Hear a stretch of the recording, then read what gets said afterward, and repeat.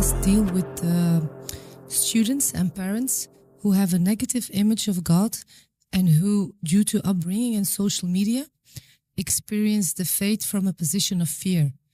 I'm also a teacher of Islamic religion, but experience enormous difficulties when I see preachers who, for example, say that entering the toilet without dua should mean fear, and people who struggle with psychological problems, but constantly internalize this under the influence of what scholars say. In other words, assign it to sihr or ayn and deny psychology as a science. Where do you think this crisis comes from? And I see also children who see God as a source of fear and only talk about negative things. And my question is actually, how can I best deal with this? Referring to verses or ayahs from the Quran. I think that there are circles in our religion. There's an inner circle of the most important teachings of our religion. And then there's an outer circle, and then outer, and then outer, and then outer. And what's happened in our religious conversations is that we take the outermost circle and we present it as if it is the religion. So we take the very, very, very outside things that were set in very particular contexts, and we present them as the Islamic education. The core Islamic education is actually the core message of the Quran. And we don't emphasize it. Like one way that Dr. Akram really put it nicely, he said, if you look at all the ayat that Allah says, لَعَلَّ, so that, right? لَعَلَّكُمْ تَتَّقُونَ لَعَلَّكُمْ تَعْقِلُونَ لَعَلَّكُمْ تَشْكُرُونَ. Or you take all of the ayat in which Allah says, إِنَّ اللَّهَ يُحِبُّ, or Allahu yuhibbu, then what you will get is the qualities of a person. That is the end goal of the Quran. Allah wants these qualities inside of a person. And all of our education should be focused on developing those qualities. I've recently developed a new theory. My theory is Luqman was having a conversation with his son, right? And billions of fathers have had conversations with billions of children in history. And God chose one father who was having a conversation with one child and decided to put it in his final book. You know what that means? That conversation, to me, is the key to developing an entire children's curriculum for the study of Islam, because it's good enough for God himself, right? But we don't think that way. We don't think about like the value of the Quran. What's happened is the Quran, several ahadith, several stories of the Sahaba, several sayings of the scholars, all of them are put in the same level. All of this is Islam. Pick whatever you want. But actually, historically, there was a pyramid at the top of which was the Quran, and then the Sunnah of the Prophet ﷺ in the shade of the Quran, and then the Sahaba in the shade of those two things. There was a kind of a pyramid structure, right? And today, most of the time when people are talking about Islam, it's shocking to me. They're actually not talking about the Quran. They're not talking about the Quran. And so if somebody was a student of the Quran and they heard that hadith, they would not be in a crisis. But if they're not a student of the Quran and they hear this hadith, they're going to be in a crisis. They're going to, the shayateen are going to get me, this is going to happen. And when they study the Quran, إِنَّ عِبَادِي لَيْسَ لَكَ عَلَيْهِمْ sultan, they're not going to have any authority over you. The devils are not going to have any power over you. On Judgment Day, the devil will say, I had no power, and you can't lie on Judgment Day. So all of that will just disappear, right? But because we're not putting Quran first, then we start using some ahadith and the rest of it is our imagination, and it creates these problems, right? As far as a relationship with God based on fear, again, I don't think someone can genuinely study the Quran and end up with a relationship with Allah based on fear. Like you tell me, by reading Surah Al-Muzammil, do you end up with a perception of God that is meant to instill fear in you only? Like that's the primary sort of marker of the relationship? It's not. It's just not. And the more you study the Quran, the more a balanced picture of how Allah wants you to see Him emerges.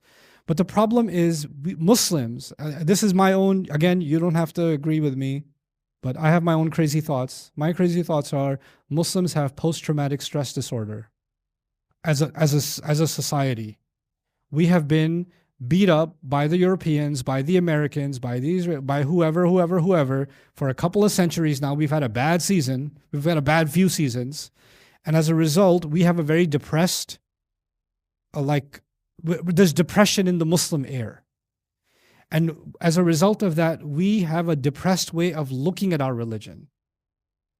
And we talk about our religion in a way that even furthers the depression and the anxiety. Right? So we are bringing our own psychological bias into the way we're studying our religion, instead of letting the religion speak for itself, instead of letting the text speak for itself. And I feel it. I feel when people say things like, they're mothers, even mothers with their children, if you don't listen to me, if you don't finish your cereal, Allah will be very angry. Lady, you have a direct connection to God's anger. You will be angry, but that's not enough for you, is it? You want Allah to be angry with this child. And this kid's heard these kinds of nonsensical things most of his childhood. By the time he's a teenager, by the time he's a college student, what's in his subconscious? Allah is angry. Allah is always angry. It takes very little to make Allah angry. And just like mom, it's very hard to make mom happy, but very easy to make mom angry. For him, mom was teaching him how Allah is for this child.